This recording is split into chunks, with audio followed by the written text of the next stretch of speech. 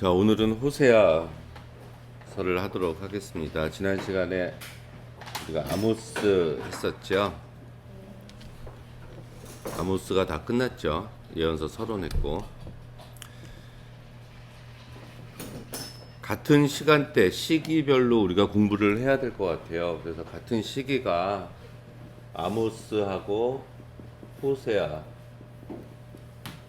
미가, 호세아, 그리고 이제 미가, 그다음에 이사야가 같은 시대라고 했습니다. 이 네 개를 같이 가야 돼요. 항상 볼 때 시대적인 상황이 굉장히 중요하기 때문에. 이게 8세기 문서 예언자라고 얘기를 했어요. 8세기. 그러면 800년도 BC 800년에서 BC 700년 사이에 활동을 했었던 선지자다는 거고, 이쪽 위에다가 쓴 거는, 이거는 북이스라엘을 향해서 예언 활동을 한 사람이고, 남쪽에 쓴 거는 남유다 왕국이고, 미가서를 가운데 썼다는 것은 뭐 북쪽 남쪽 다 했다는 얘기입니다. 근데 여기서 우리가 한 가지 이제 해야 될 게, 보통은 뒤에다 놓기도 하지만 요엘하고 요나서도 이때라고 봐요. 요엘하고 요나. 그래서 요 순서로 하도록 하겠습니다. 우리가 아모스를 했으니까 호세아, 미가, 이사야는 너무 커가지고 따로 하기로 하고, 그 다음에 요엘, 요나. 왜냐하면은 순서가 어떻게 돼 있죠? 구약 성경 순서가 맨 처음에 나오는 게 다니엘 다음에 호세아가 나왔죠. 그 다음 요엘, 아모스, 그쵸? 아모스 다음이 뭐예요? 오바댜, 그 다음이 요나, 그 다음 미가. 이제 오바댜가 앞에 위치하긴 했지만 이 요나하고 요엘이 벌써 앞쪽에 있죠. 그 이후에 스바냐, 하박국, 나훔이 그 다음에 나오니까 구약 성서 위치도 이거를 앞에다가 놨다는 것은 이 아모스 호세아 시대의 요엘하고 요나서를 같이 보는 게 전통적인 견해다, 이렇게 봅니다. 그래서 우리도 일단 앞에 놓고 합시다. 왜냐하면 시대적인 배경이 확실하지가 않아서 그래요. 요엘하고 요나서는. 또 그게 왜냐면은 그 앞부분 예언서 시작할 때 어느 시대라고 밝혀주는데, 나머지 책들은 요거는 밝혀주고 있지 않아요. 그래서 호세아서는 아모스서가 쓰여진 시기보다 약 한 20년 정도 후에 쓰여진 게 호세아서고, 이 호세아서도 북왕국 이스라엘을 향해서 예언을 활동을 했기 때문에 시대적인 정치, 경제, 사회적인 상황은 아모스하고 우리가 겹친다고 보시면 됩니다. 겹치는 시기다. 그럼 이때 등장하는 왕이, 우리 호세아서 1장 1절도 볼까요? 남유다 왕국이 누구였냐면은 우시아, 요담, 아하스, 히스기야. 이거는 이사야서 1장 1절 시작할 때도 똑같이 시작해요. 우시아, 요담, 아하스, 히스기야. 이게 남왕국 왕들이거든요. 요 시기에 이 사람들이 유다 왕이 된 시대. 그 다음에 북쪽은 이제 여로보암이 나오는데, 요아스의 아들 여로보암이 이스라엘 왕이 된 시기. 그러니까 여호아스라고도 해요. 요아스를. 요게 예후, 여호아스, 요아스, 그 다음에 여로보암 2세, 이렇게 왕이 되거든요. 그러니까 남유다가 요 왕이었을 때 북이스라엘이 요 왕이었는데, 요것도 결국은 언제예요? 여로보암 왕이 이스라엘 왕이 된 시기에 부엘리의 아들 호세아에게 임한 하나님의 말씀이다. 그럼 결국은 여로보암 시대라고 얘기를 했잖아요. 그러니까 아모스 우리 1장 시작할 때 어떻게 시작했죠? 여로보암 왕 시대, 지진나기 2년 전에 아모스가 하나님으로부터 받은 경고의 말씀이라. 그러면 호세아서도 똑같이 그 시기에 북이스라엘 왕의 이름을 언급했기 때문에 북이스라엘을 향해서 예언 활동을 했었던 선지자다라는 것을 알 수가 있습니다. 그러니까 아모스하고 호세아는 같은 시대에 활동했었고, 같은 대상, 청중들이 같았다는 거. 그러니까 한 20년 정도 뒤이지만 그렇게 많이 변했겠어요? 변하지 않았겠죠. 그럼 이제 여로보암 2세라는 왕이 등장을 하는데, 이자는 빠져도 이게 여로보암 2세예요. 왜냐하면 북왕국을 최초로 세운 사람이 여로보암이라는 사람이 또 앞에 등장을 하기 때문에 이 사람이 보통 780에서 740으로 보는데 어떤 학자들은 한 790에서 750으로 보기도 합니다. 그러니까 북이스라엘이 멸망하기 한 2, 30년 전에 이러고 멸망을 해요. 그때 아모스하고 호세아가 이제 활동을 했었던 시기다. 여로보암 왕이 죽고 난 다음에 제가 지난 시간에 6명의 왕이 바뀌었다고 했죠. 그것처럼 정치적인 상황의 격변이 있었고 결국은 국가가 패망을 했습니다. 그러니까 나라가 멸망당하는 게 임박했어요, 지금. 그러니까 예언자들의 활동이 굉장히 두드러지게 나타났겠죠.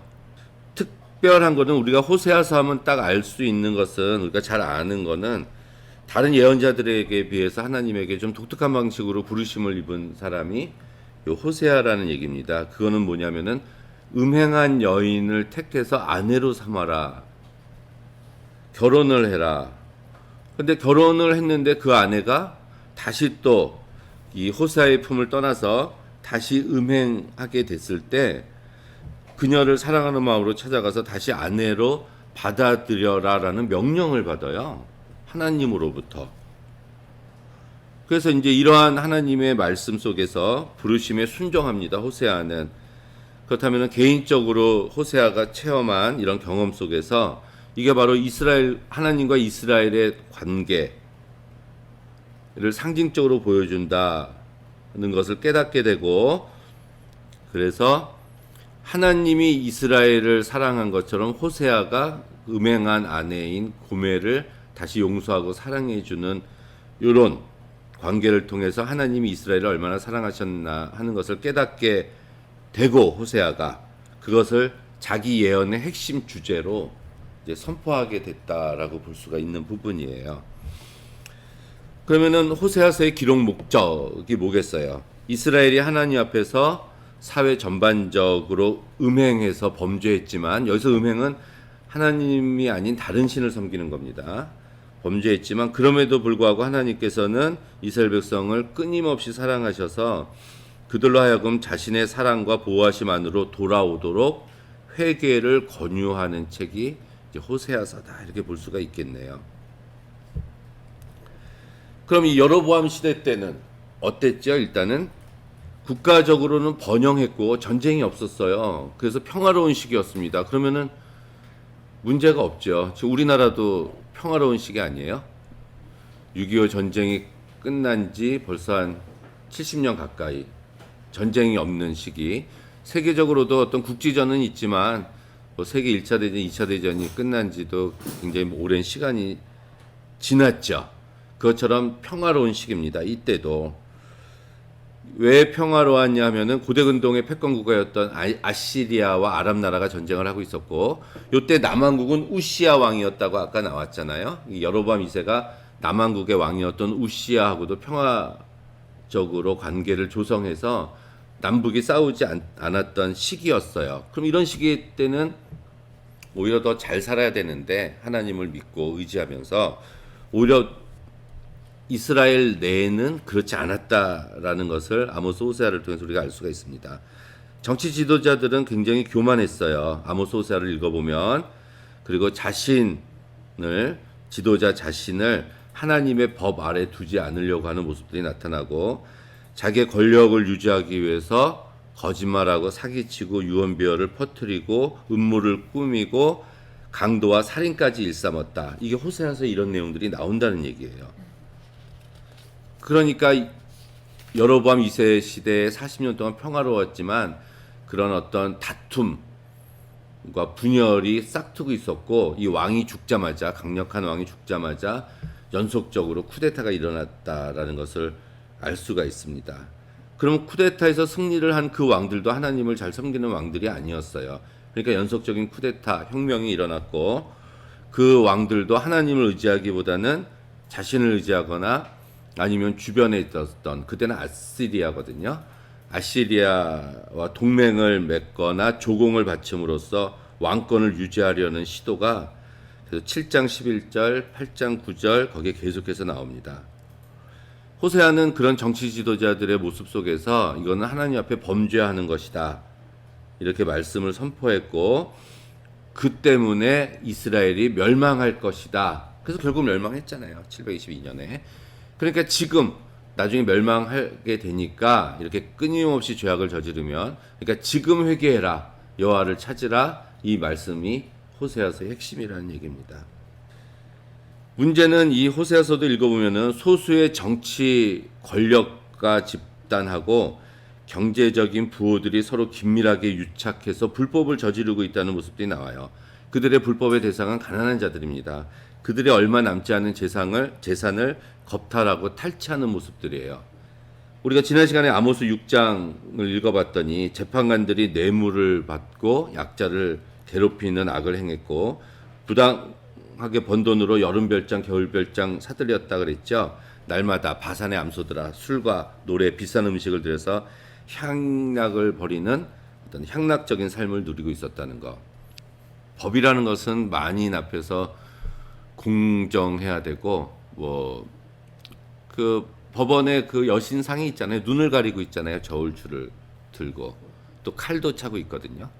그게 공정함을 상징하는 건데, 이 개인주의자들이기 때문에 그래요. 내 주위에 있는 사람들은, 가난한 사람들은 생존을 위해서 애쓰고 있는 사람들인데, 그들에 대한 긍휼한 마음, 동정의 마음을 가지고 있는 자들은 있어야 됩니다.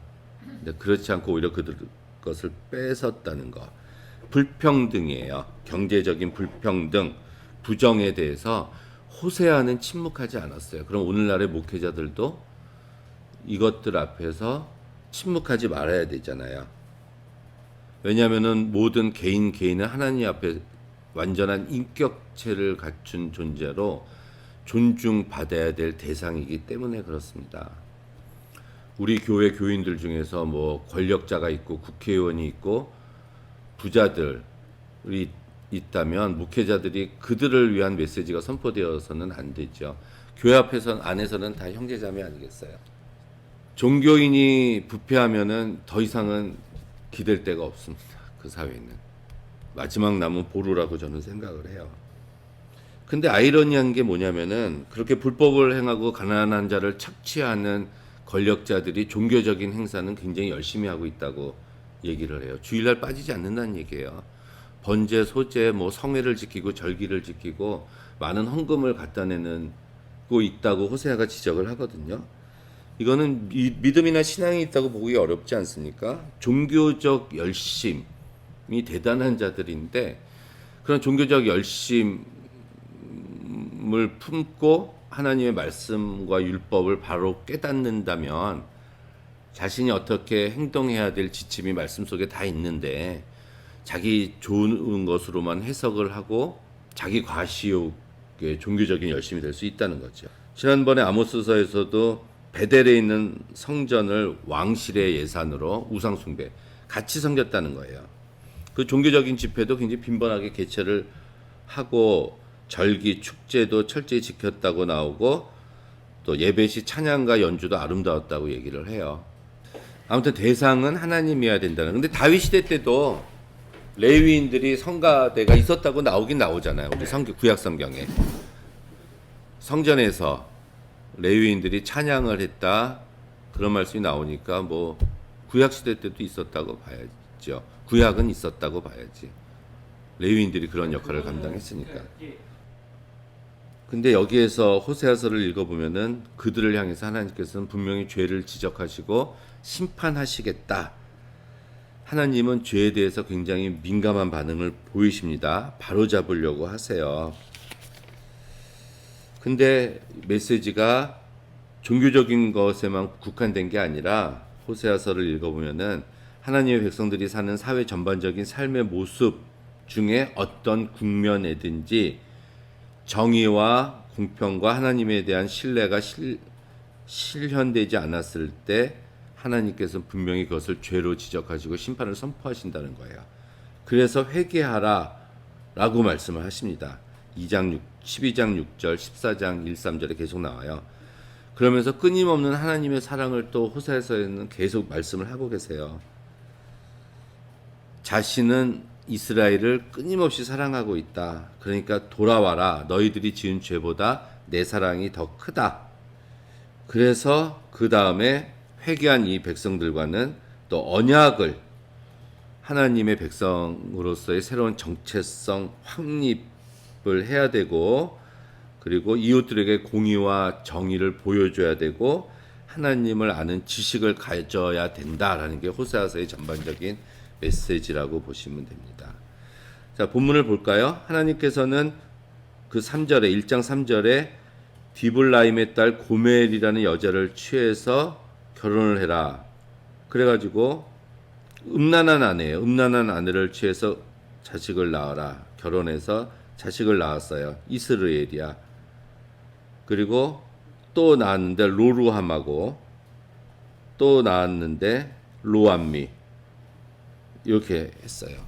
이제 하나만 봐도 로라는 말이 로예요. 이게 로가 낫이거든.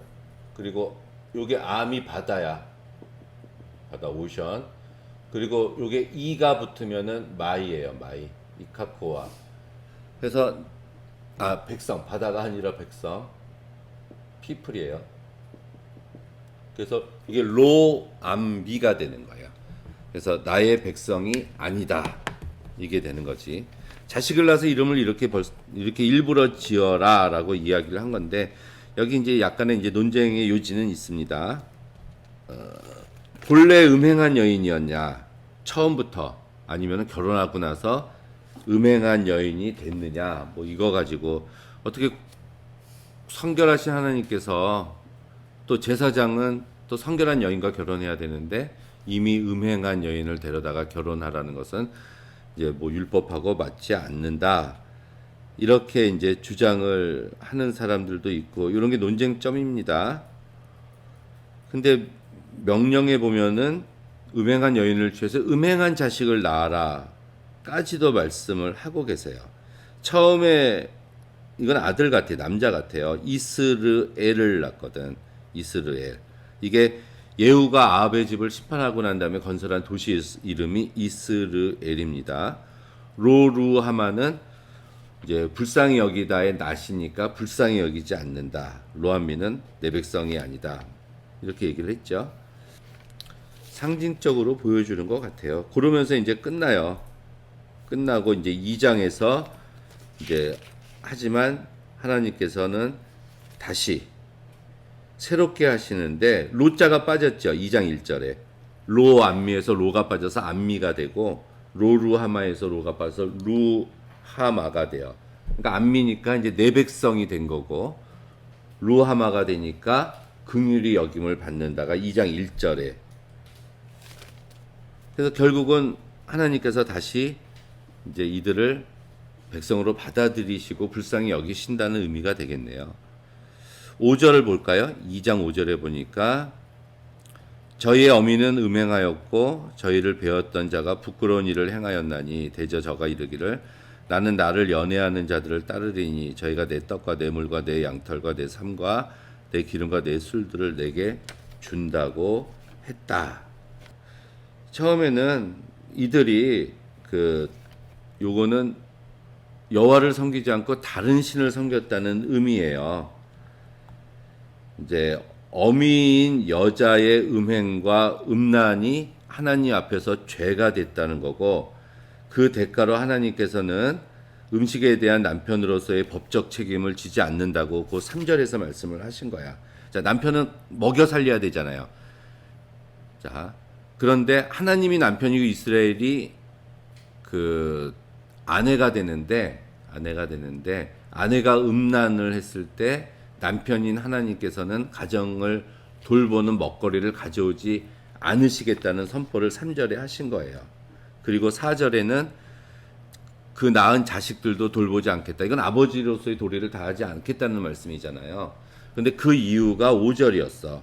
왜냐면은 이들이 하나님을 섬기지 않고 다른 신을 섬겼고, 그리고 그 다른 신을 섬기면서 그 떡과 물, 양털, 삶, 기름, 술 등을 삭으로 받았기 때문에 돈을 받았다는 거지. 그러니까 이스라엘이 하나님을 떠나서 다른 신하고 바람을 폈는데 바람을 핀 다른 남편에게서 삭슬 받았기 때문에 내가 돌보지 않겠다. 이게 3절, 4절, 5절이 그렇게 이야기를 하고, 그래서 6절에 그래서 이스라엘 백성들을 그 길을 찾지 못하는 짐승처럼 만들겠다는 거, 그리고 7절에 바알도 만나지 못하게 하겠다는 거, 그리고 7절 끝에는 마지막에 참 남편인 요 하나님에게로 돌아가게 만들겠다. 이런 말씀들이 나오는 겁니다.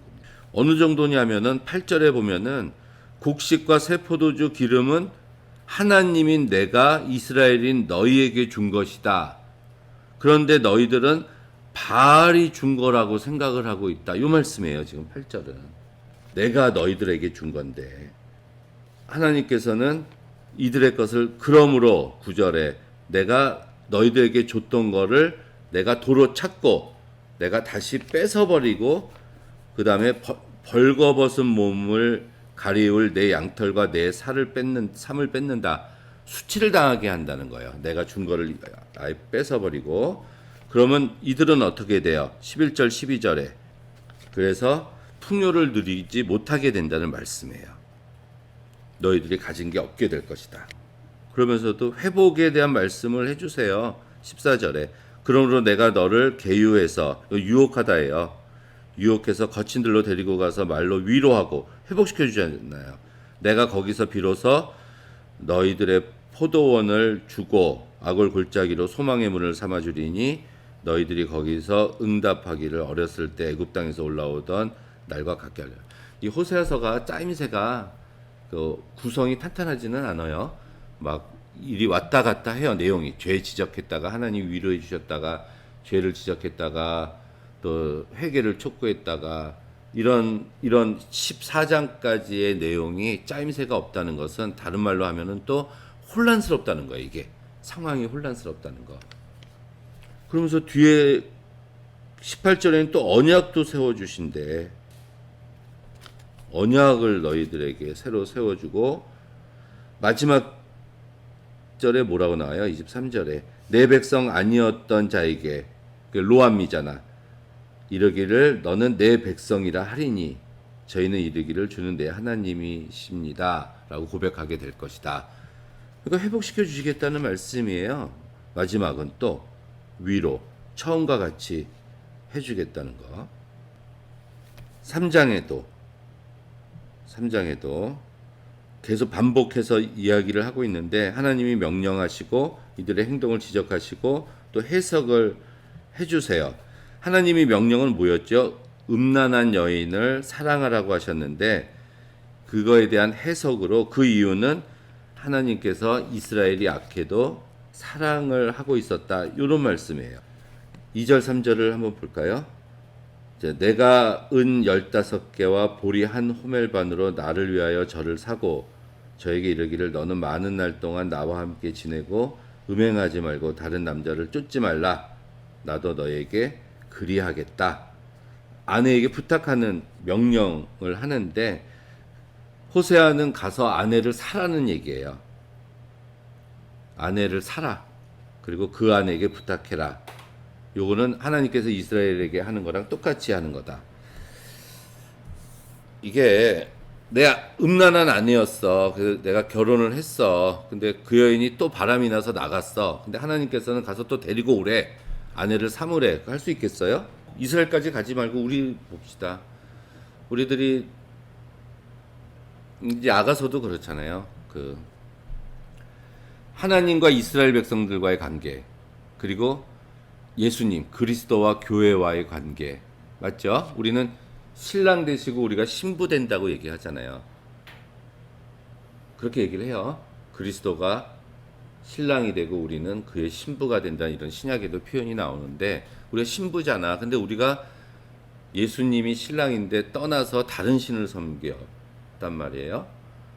그럼 우리는 면목이 없어서 못 돌아가잖아요. 그게 정상인데 예수님이 찾아오셔서 또 우리를 거두어 주신다는 얘기야. 이게 바로 그리스도의 초월적인 사랑이라는 얘기인데, 그것과 같이 하나님은 그런 사랑을 가지고 계신다는 말씀이에요. 3장은 짧죠. 그 4장 이스라엘 자손들아 들으라. 이 땅에는 진실도 없고 인애도 없고 하나님을 아는 지식도 없다. 진실, 에메트, 인애, 헤세드, 지식, 다트, 오직 저주, 뭐 거짓, 살인, 뭐 가는 뿐이요, 뭐 폭력에서 피가 있을 뿐이다. 이렇게 얘기를 하네요. 그러면서 6절에 내 백성이 어떻게 해서 망해요? 지식이 없어서 망하는도다. 무슨 지식이 없어요? 하나님을 아는 지식이 없어서 망하는 것. 이 진실과 인애와 하나님을 아는 지식이 없다. 진실, 이 말과 행동에서 나타나는 어떤 일관성 같은 거거든요. 말과 행동이 일치해야 되잖아. 우리가 말은 사랑한다라고 행동은 사랑하지 않으면 안 되잖아. 진실은 그게 일치한다는 거예요. 인애는 뭐 사랑이죠. 우리가 하나님에 대한 사랑, 이웃에 대한 사랑. 하나님을 아는 지식도 이론이 지식이 자, 우리가 하나님의 말씀을 모르지는 않잖아요. 하나님 성경에는 뭐라거나 이웃을 사랑하라 이렇게 나와. 그 말씀 우리가 알잖아. 근데 하나님은 우리에게 하시는 말씀이 그걸 모른다는 거야. 그거는 우리가 머리로 모른다는 게 아니라 행동으로 안 한다는 얘기잖아요. 그 말씀입니다. 우리 머리로는 아는데 행동은 안 한다는 거. 하나님을 아는 지식이 없어서 망한다는 거. 이게 음행이라는 거. 그래서 이제 망하게 됐다. 6절에 내가 지식을 버렸으니 나도 너희를 버리고 내 제사장이 되지 못하게 할 것이다. 너희들이 너희 하나님의 율법을 잊었으니 나도 내 자녀를 잊어버리리라. 여기서는 또 하나님의 어떤 심판이 나오는 거예요. 그리고 10절 제일 끝에 이는 너희들이 여호와를 쫓아가기를 그쳤기 때문이다. 그러면서 나머지 절은 음란이라는 단어가 계속 나와요. 11절에 음행과 12절 끝에 음란한 마음에 미혹되었고 또 끝에 음란하듯 떠났다. 하나님의 수하를 음란하듯 너희들이 떠났다. 13절 끝에 이러므로 너희 딸들이 음행해서 너희 며느리들이 음란을 행했고 너희 딸들이 음행했고 며느리들이 간음했고 그래도 내가 벌하지 아니하리니 이는 남자들도 창기와 함께 나가고 음부들과 희생을 드렸다. 그러니까 너희 남편들도 마찬가지고 또 너희가 쫓는 그 바알이라는 신도 마찬가지다. 영적으로 음행을 저질렀기 때문이다. 이런 말씀들이에요. 지금 이게 다른 신을 섬겼다는 얘기네요. 포함할 수도 있고 이제 이스라엘 백성들이 제사를 드릴 때는 희생 제사를 잡아서 뭐 번제 소제 이제 소나 양을 잡아서 하나님께 드리는 제사인데 이 바알 신한테 드리는 제사는 거기도 이제 희생 제사를 드리지만은 거기에는 성전 창기들이 있어요.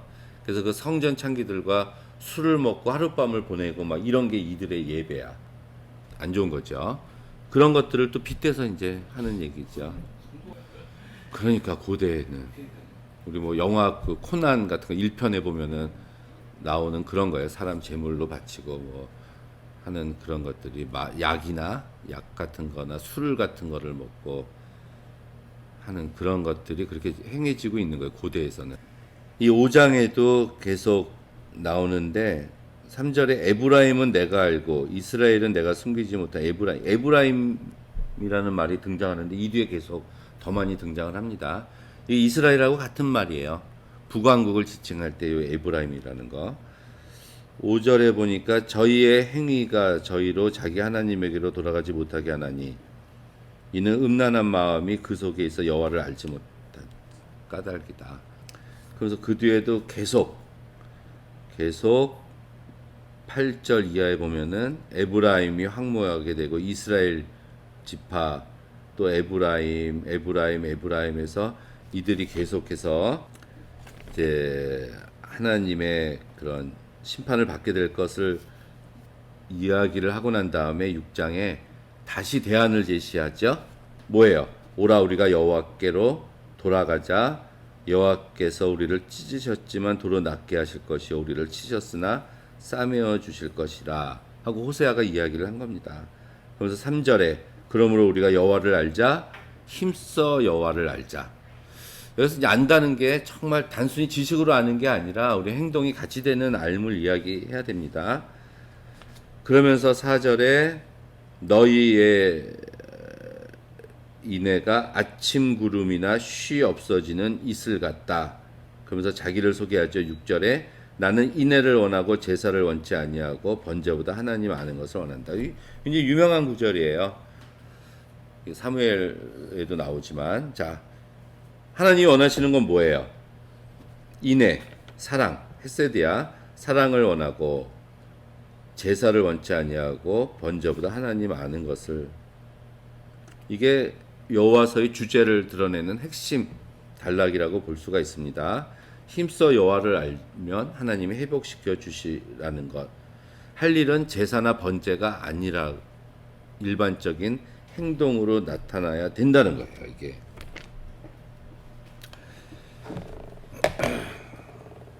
이게 좀 부딪히는 이런 것도 있어요. 우리가 이스라엘 남북 이스라엘 솔로몬 이후에 왕정 시대를 보면은 이제 왕이 있었잖아요. 이렇게 왕. 그러면은 여기에 제사장 그룹이 있고 여기에 예언자 그룹이 있고 여기에 이제 지혜자 그룹이 있었다. 이렇게 봐요. 솔로몬 이후로. 그래서 이들이 서로 견제하면서 왕정 체제를 유지를 했을 거야.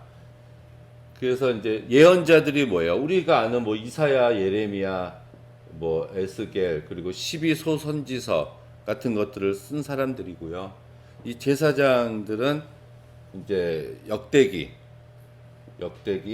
상하, 에스라, 뭐 느헤미야 같은 제사를 강조하는 얘기들 쓴 사람이고 지혜자 그룹이 욥기, 잠언, 전도서 이런 거를 쓴 그룹들이 서로 이제 견제하면서 이렇게 또 형성을 하고 있었다 이렇게 봐야 돼요. 그러니까 이제 이들의 견제가 이런 거예요. 이들은 뭐라고 얘기해? 하나님께서 제사를 원하지 않고 인애를 원한다. 번제라는 제사 드리는 것보다는 하나님을 아는 지식이 더 중요하다. 이거는 뭐 제사나 번제가 중요하지 않다는 건 아니죠. 이걸 가지고 우리가 예배는 중요하지 않고 그냥 우리가 뭐 마음으로 기도만 하고 하나님 말씀만 읽으면 그게 더 이렇게 얘기하면 안 되는 거라고요. 다 중요해. 다 중요한데 이제 강조하는 표현이다. 우리가 이제 이렇게 받아들여야 되는 부분들입니다. 이런 것들은 성경에서 나오는 이런 것들은 다 중요하다라고 생각을 해야 된다는 거예요. 제사도 중요하고. 그러니까 예언자들은 이렇게 이제 주장을 한다라고 봐야죠. 그 8절에 보면은 성 이름이 하나 나오는데 길르앗의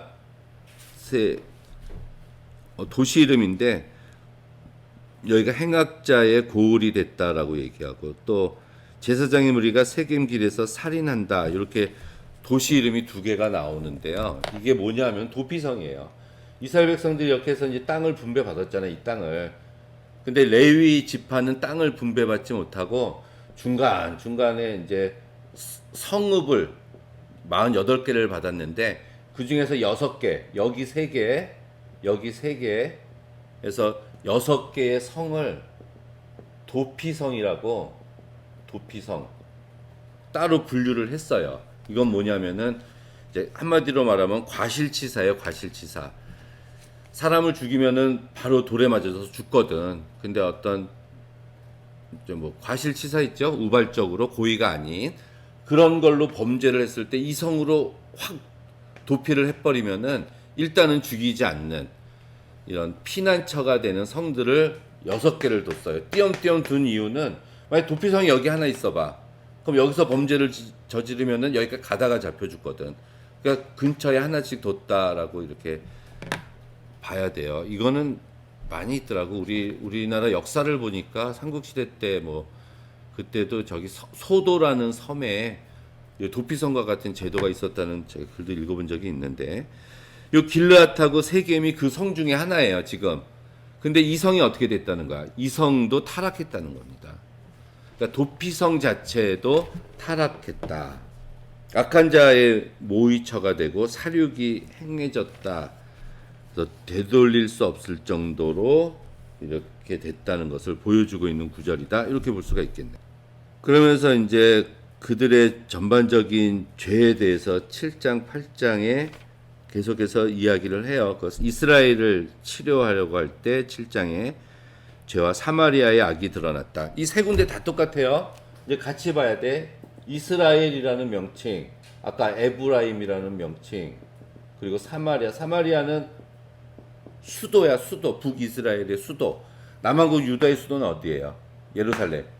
북한국 오므리가 옮겼거든. 사마리아고 에브라임은 에브라임 지파, 대표적인 지파 얘기를 하는 거고, 이스라엘은 이들이 이스라엘이라서 이야기를 하는 거겠죠. 이들의 죄를 계속해서 이제 지적을 합니다. 사회 정치적인 죄들이에요. 11절에 재미있는 구절이 나와요. 7장 11절에 에브라임은 어리석은 비둘기같이 지혜가 없어서 애굽을 향하여 부르짖고 아수르로 간다. 그러니까 하나님을 향해서 부르짖지 않고 주변 나라들에게 도움을 청한다라는 얘기겠네. 그리고 8장에도 마찬가지입니다. 8장도 볼까요? 8장 4절에 보니까 저희가 또 은금으로 자기를 위해서 우상을 만들었다. 파멸을 이루리라. 사마리아의 내 송아지는 벌이었다. 우상들을 만들어서 섬기고 있는 거야. 우상 숭배하고 있다는 거. 11절에도 에브라임이 죄를 위하여 제단을 많이 만들더니 내가 저를 위하여 내 율법을 만가지로 기억하였지만 저희가 관계없는 것으로 여겼다. 12절에 9장도 마찬가지예요. 에브라임, 이스라엘 계속해서 나옵니다. 그러면서 9절 끝에 9장 9절 끝에 하나님께서 그 악을 기억하시고 그 죄를 벌하실 것이다 라고 분명하게 선포를 하시죠. 10장에 2절에 저희가 두 마음을 품었으니 이제 죄를 받을 것이다. 두 마음. 하나님이 그 제단을 쳐서 깨치시고 주상을 헐 것이다. 그러면서 우리가 여호와를 두려워 아니함으로 우리에게 왕이 없거니와 왕이 우리를 위해서 무엇을 하리요? 의지한다는 얘기죠. 그들을 하나님을 두려워하지 않고 거짓 맹세를 하고 이들이 금송아지 우상을 빼앗길 것을 슬퍼하고 자기를 의지하고 있다. 이런 말씀들이에요. 이게.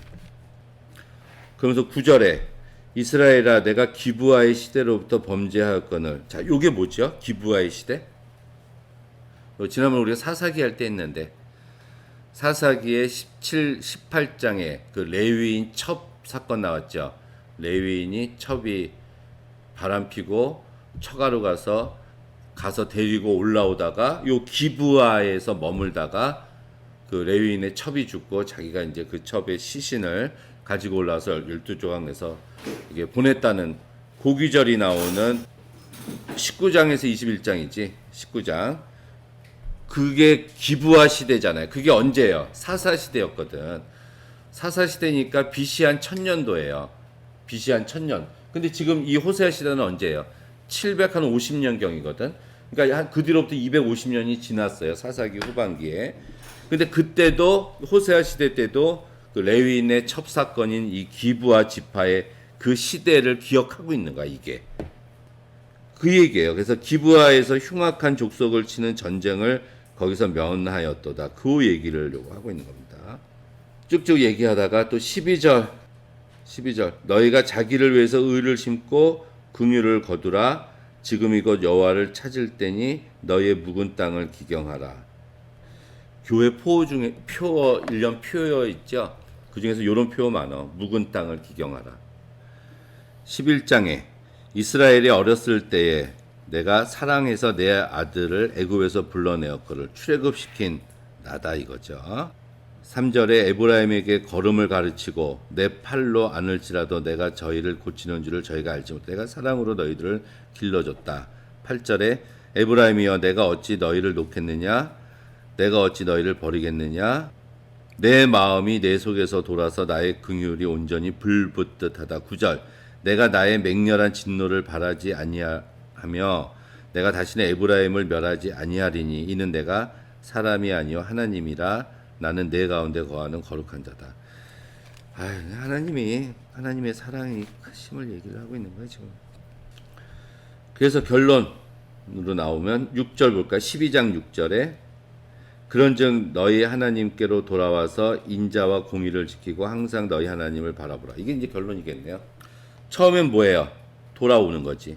하나님께 돌아오는 거야. 회개겠네요. 그 다음엔 뭘 해야 돼? 예배드리래요? 예배드리라는 게 아니라 인애와 공의를 지키래. 그리고 하나님만 바라봐라. 똑같은 얘기를 하고 있어요. 미가서도 오직 하나님께서 원하시는 것은 공의를 행하고 인자를 사랑하고 겸손한 하나님과 동행하는 것. 여기도 똑같은 말씀이잖아. 하나님께 돌아와서 인애와 공의를 지키고 하나님을 바라보라는 것. 그리고 13장 3절 이러므로 저희는 아침 구슬 같으며 쉽게 사라지는 이슬 같으며 타작마당에 광풍이 날려온 이슬 같다. 이슬 같다. 이렇게 얘기를 하십니다. 그리고 14장에 2절 여호와께로 돌아와서 아뢰기를 모든 불의를 제하시고 선한 바를 받으소서 우리가 입술로 수송아지를 대신해서 드리리이다. 그러면서 4절에 떠났음이니 5절에 내가 여기서 내가는 하나님이에요. 이스라엘에게 아까 이슬과 같으리니 저가 백합화 같이 피겠고 레바논 백향목 같이 뿌리를 밝힐 것이다. 자, 여기가 바다 같잖아요. 바다. 여기가 바다야. 여기가 이스라엘이 이렇게 있으면 건기하고 우기가 있어요. 이스라엘은. 그래서 뭐 와디라 그래서 건기에는 비가 안 오고 우기에는 비가 오겠지. 그러면 건기 때는 이제 마른 하천이야. 마른 하천. 근데 거기다가 집을 지어 놓으면 어떻게 돼? 우기 때 비가 오면은 그 집이 물에 휩쓸려 가거든요. 그러니까 반석 위에 지은 집이라는 예수님 말씀이 그거예요. 모래 위에 지은 집이 아니라 반석 위에 지은 집. 건기 때는 비가 안 와요. 근데 비가 오는데 이들이 어떻게 살아? 비가 오는데. 비가 안 오면 건기 동안에. 어떻게 살아? 여기서 이슬이 올라오거든. 근데 그 이슬이 우리나라에 있는 촉촉한 이슬이 아니라 이런 물방울 같은 이슬이 맺혀요. 그러면은 그 물방울에 맺히는 이슬을 가지고 동물들이나 식물들이 그거를 마시면서 살아가는 거야. 이슬이. 그게 건기 때 없으면은 살 수가 없죠. 근데 그 이슬은 언제 맺혀요?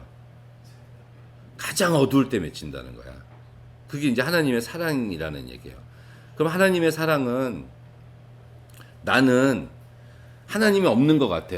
어두워. 하나님이 없는 것 같아. 내가 이렇게 힘든데 도와주시지를 않는 거야, 하나님이. 나의 가장 어두운 순간이에요. 근데 그때 하나님은 안 계신 게 아니잖아. 그때 이슬이 되신다는 거니까. 내 인생의 어두운 그 새벽의 가장 어두운 시기에 이슬로 이미 와 계셨어. 그 말씀이에요, 이게. 그러니까 나는 하나님이 요새 나오는 폭풍 후 장마처럼 쏟아졌으면 좋겠어. 은혜가. 예? 그럼 우리가 확실히 느낄 수 있잖아요. 비가 소나기가 오듯 하나님의 은혜가 와서 내 몸과 옷을 적시면은 내가 하나님의 은혜를 받고 살고 있구나. 하나님의 임재를 확실하게 느낄 수가 있는데 문제는 하나님이 그렇게 사랑하지 아니하시고 이슬처럼 사랑하신다는 거야. 그게 하나님의 사랑하는 방법입니다. 근데 내 옆에 안 계신 게 아니잖아요. 그 유명한 발자국 사건 있잖아요. 예수님하고 같이 이제 걸어가는데 뒤를 딱 쳐다보니까 발자국이 하나야. 그래서 원망하죠. 나 제일 어려운 시기였는데 그때 하나님 어디 계셨습니까? 내 발자국밖에 없잖아요. 그랬더니 예수님이 뭐라 그래? 네 발자국이 아니라 저건 내 발자국이었다. 내가 저때 너를 업고 걸어갔다. 똑같은 거예요. 그러면서 내가 이스라엘에게 이슬과 같으리니 그러면 너희들은 백합화 같이 피겠고 레바논의 백향목 같이 뿌리를 바꿀 것이다. 이렇게 얘기를 하세요. 이게 은혜거든, 은혜. 이슬로 인해서 벌어지는. 그래서 마지막 구절. 누가 지혜가 있어서 이런 일을 깨달으며 누가 총명이 있어서 이런 일을 알겠느냐. 여호와의 도는 정직하니 의인이라야 그 도에 행하리라. 그러나 죄인은 도에서 걸려서 넘어지게 된다. 이게 호세아서예요. 호세아서는 14장까지 있어요. 다니엘서는 몇 장까지 있죠? 12장까지 있어요. 장수를 보면 호세아가 다니엘서보다 더 길어. 장수. 근데 이건 소예언서고 저거는 대예언서라며. 결론으로 한번 볼까요? 하나님은 반드시 죄를 지적하시고 심판하신다는 얘기입니다. 하나님은 여기서 나타나는 거는. 근데 그 죄는 종교적인 것에만 국한된 게 아니라 사회 전반적으로 있다는 거. 그래서 우리들은 사회 전반적인 생활 속에서 공의로운 삶을 살아야 된다는 거. 자, 그래서 두 번째로는 회개가 굉장히 중요하다. 호세아서에 계속해서 나오죠. 그러면서 하나님의 끝없는 사랑을 다시 이야기를 해주고 있다. 이게 호세아서입니다. 자, 구성이 호세아서도 좀 읽기 힘들어요. 근데 구성이 완벽하지는 않지만 뭐 그런 책이다. 아모스서랑 같이 읽어야 될 책이다. 이렇게 볼 수가 있을 것 같아요. 자, 호세아는 여기까지 하고